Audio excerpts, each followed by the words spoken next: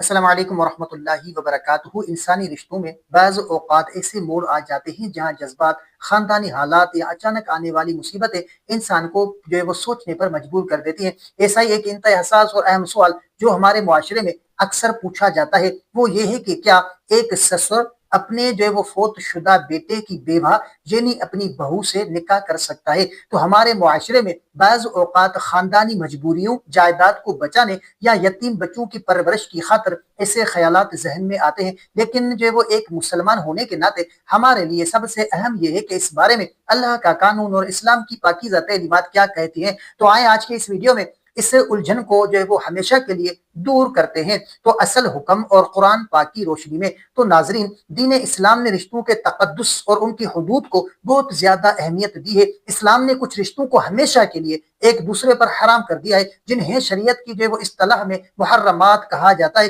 یعنی وہ رشتے جن سے کبھی بھی کسی بھی حال میں نکاح نہیں ہو سکتا۔ قرآن مجید کی سورت جو ہے وہ النساء آیت نمبر 23 میں اللہ تعالیٰ نے ان تمام عورتوں کی تفصیلی فرض سے بیان فرمائیے جن سے نکاح کرنا حرام ہے۔ اسی آیت جو ہے وہ کریمہ میں اللہ رب العزت کا واضح اور دو ٹوک ارشاد ہے، اور تمہاری ان بیٹوں کی بیویاں بھی تم پر حرام ہیں جو تمہاری پشت سے ہے۔ اس قرآنی حکم سے یہ بات جو ہے وہ بالکل صاف ہو جاتی ہے کہ جیسے ہی ایک لڑکے اور لڑکی کا نکاح ہوتا ہے، وہ لڑکی اپنے سسر کے لیے ہمیشہ کے لیے بیٹی کی طرح بچ جاتی ہے۔ اب اہم ترین وضاحت کے ناظرین، اس قانون میں دو باتیں بہت اہم ہیں جنہیں اچھی طرح سمجھنا ضروری ہے۔ تو پہلی بات یہ ہے کہ حرمت ابدی یعنی ہمیشہ کے لیے بیٹے کی زندگی میں بھی اور بیٹے کے انتقال کے بعد بھی بہو اپنے سسر کے لیے ہمیشہ حرامی رہے گی۔ بیٹے کی وفات ہو جانے سے یا رشتہ ختم ہو جانے سے سسر اور بہو کا یہ ابدی رشتہ ختم نہیں ہوتا۔ اور دوسری بات یہ ہے کہ اسلام نے سسر کو باپ کا درجہ دیا ہے، چنانچہ سسر اور بہو کا رشتہ سچے باپ اور بیٹی کا رشتہ بن جاتا ہے،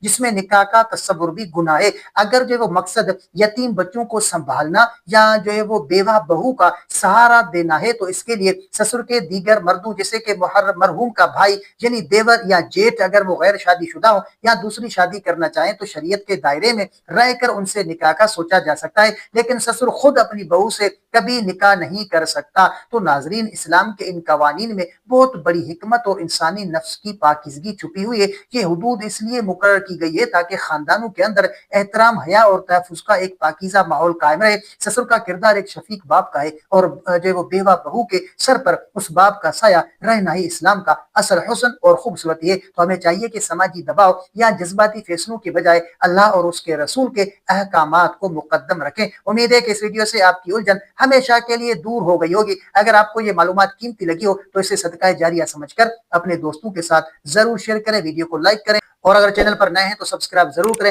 اگر آپ کا کوئی ایسا سوال ہے جس کا آپ جواب جاننا چاہتے ہیں یا آپ نے کوئی ایسا خواب دیکھا ہے جس کی آپ تعبیر جاننا چاہتے ہیں تو کمنٹ کر سکتے ہیں۔ انشاءاللہ آپ کو آپ کے سوال کا جواب اور آپ کے خواب کی تعبیر اسلامی تعلیمات کے مطابق آپ کو فراہم کی جائے گی۔ تو ملتے ہیں اگلی ویڈیو میں، تب تک کے لیے اپنا بہت سارا خیال رکھیں اور ہمیں اپنی دعاؤں میں یاد رکھیں۔ السلام علیکم ورحمۃ اللہ وبرکاتہ۔